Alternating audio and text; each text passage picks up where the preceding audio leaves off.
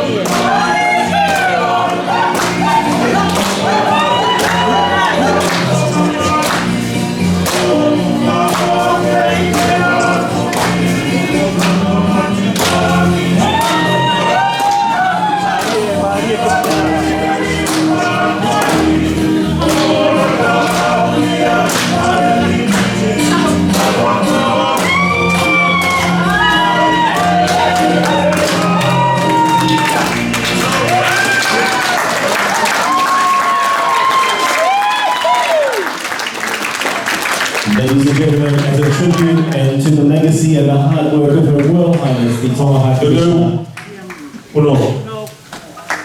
This is a warm applause for the Tonga High Commission youth here this evening, giving their tribute to Her Royal Highness Princess Angelica Latupoitekatu'aho, the Resident High Commissioner of the Kingdom of Tonga to Canberra, Australia. Ladies and gentlemen, let's give a warm round of applause once again to our youth here this evening.